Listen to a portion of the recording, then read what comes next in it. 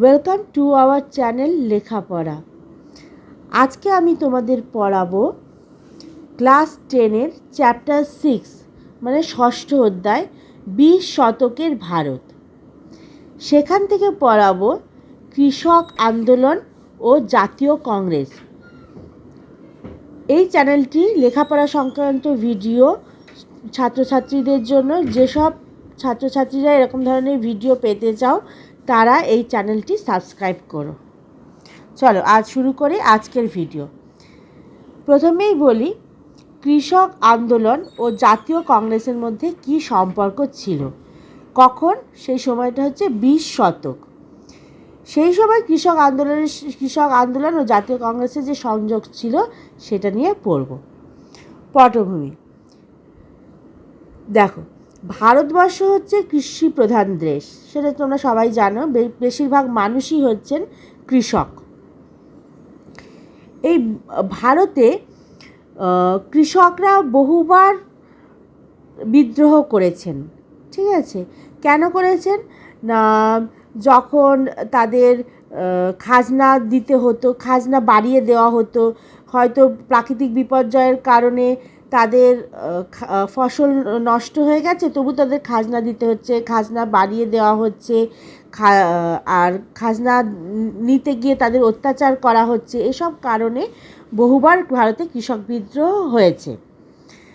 ইংরেজ শাসনকালেও কিন্তু কৃষক বিদ্রোহ হয়েছে। 20 শতকে রাজনীতির চিত্রটা পাল্টে যায়।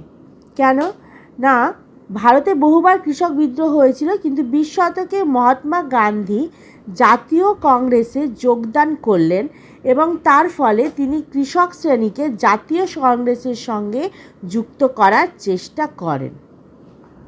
এবার আসি বঙ্গভঙ্গ আন্দোলনে। বঙ্গভঙ্গ আন্দোলন হয়েছিল 20 শতকের প্রথম দিকে, অর্থাৎ 1905 খ্রিস্টাব্দে। এই বঙ্গভঙ্গ আন্দোলনে কিন্তু কৃষকেরা অংশগ্রহণ করেনি, কৃষকেরা একদমই অংশগ্রহণ করেনি।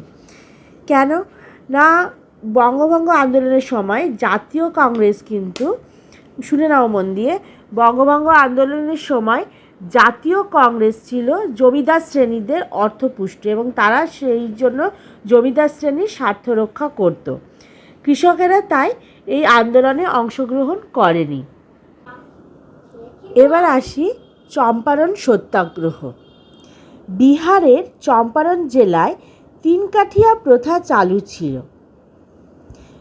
প্রতি বিঘায় 3 কাঠা নীল চাষে চাষিদের বাধ্য করা হতো। ঠিক আছে, 1905 থেকে 8 খ্রিস্টাব্দ এইরকম সময়ে এখানকার চাষিরা প্রতিরোধ গড়ে তোলায়। তারা নীলকর ব্রুমফিল্ডকে হত্যা করে। স্থানীয় কংগ্রেস নেতৃত্ব আন্দোলন চালিয়ে যায়। পরে কংগ্রেস নেতা রাজকুমার শুক্লার আহ্বানে গান্ধীজি এখানে চম্পারণ সত্যাগ্রহ পালন করেন। সেটা হচ্ছে 1917 খ্রিস্টাব্দে। এর প্রতিক্রিয়ায় সরকার একটি অনুসন্ধান কমিটি গঠন করে। সরকার অনুসন্ধান কমিটি গঠন করে, সেটা হচ্ছে 1917 খ্রিস্টাব্দের 10ই জুন। এই কমিটির রিপোর্টের ভিত্তিতে সরকার চম্পারণ কৃষি আইন পাশ করে 1918 খ্রিস্টাব্দে। এর ফলে কি হলো, ফলাফল কি হলো, যখন চম্পারণ কৃষি আইন অনুযায়ী বলা হলো যে 3 কাঠিয়া প্রথা সেটাকে লুপ্ত করা হলো। নীলকর চম্পারণ ত্যাগ করে, নীলকর সাহেবরা তখন চম্পারণ ত্যাগ করে।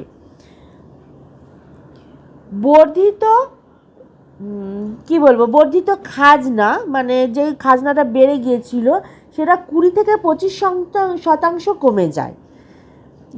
ফলে দেখা গেল, যখন এসব হচ্ছে তখন দেখা গেল যে গান্ধীজির এই আন্দোলন সফল হয়েছে। গান্ধীজির নেতৃত্বে এর পরের আন্দোলন হলো খেদা সত্যাগ্রহ, যেটা হয়েছিল 1918 খ্রিস্টাব্দে। কারণ কি, মানে কেন হয়েছিল, যেটা নিত্য প্রয়োজনীয় দ্রব্যমূল্য, যেমন কেরোসিন, তারপরে তোমার যে জামা কাপড়, লবণ, এই সমস্ত কিছুর প্রচুর মূল্য বৃদ্ধি হয়েছিল, যার ফলে কৃষকদের খুবই অসুবিধার মধ্যে পড়তে হয়েছিল।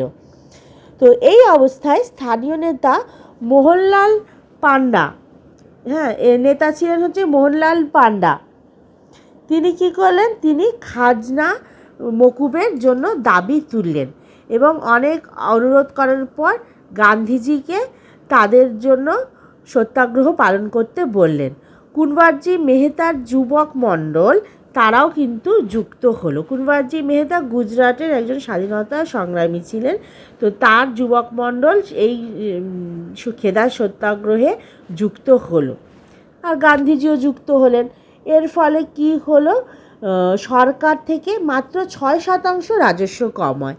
অল্প কিছু প্রতিক্রিয়া পাওয়া গেলেও ধরা হয় যে এই আন্দোলনটিও সফল হয়েছিল, গান্ধীজির এই কৃষক আন্দোলনটিও সফল হয়েছিল।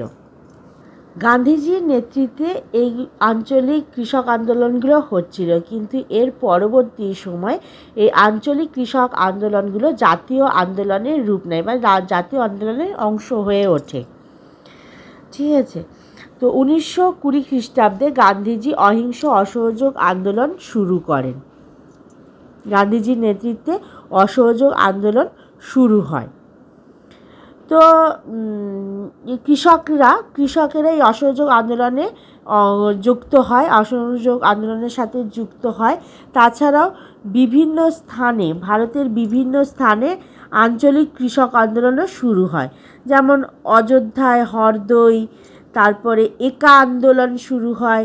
একা আন্দোলনের নেতৃত্ব দেন মাদারি পাশি। মালাবার উপকূলে মোপলা আন্দোলন ঘটে, আর আল্লুরি সীতারাম রাজুর নেতৃত্বে রাম্পা বিদ্রোহ ঘটে। তো কিছু কিছু জায়গায় অহিংস আন্দোলন ছিল না, হিংসাত্মক আন্দোলনে পরিণত হয়েছিল। তখন এই অহিংস আন্দোলনটা তুলে নেন গান্ধীজি। তো বাংলার কৃষকরা সীমিত সংখ্যায় অসহযোগ আন্দোলনে যোগ দেয়। একইভাবে রাজস্থানের মধ্যপ্রান্তে কৃষক আন্দোলন গড়ে ওঠে। এরপর গুজরাটের সুরাট জেলার বারদৌলি তালুকে সরকার রাজস্ব বৃদ্ধি করে। 1926 খ্রিস্টাব্দে প্রায় 22% রাজ্য বৃদ্ধি করে ফেলে। কৃষকেরা স্বাভাবিকভাবেই তারা খুব সমস্যার মধ্যে পড়ে। তো সর্দার বল্লভভাই প্যাটেল, ইন্দুলাল যাজ্ঞিক এনারা অহিংস সত্যাগ্রহ আন্দোলন শুরু করেন।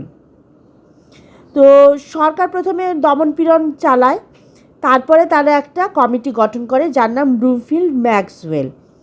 রাজস্ব বৃদ্ধি প্রত্যাহার করে নিতে তারা বাধ্য হয় এবং কৃষকদের কাছ থেকে যে জমিগুলো তারা বাজেয়াপ্ত করেছিল সেই জমিগুলো তারা কৃষকদের ফেরত দিয়ে দেয়।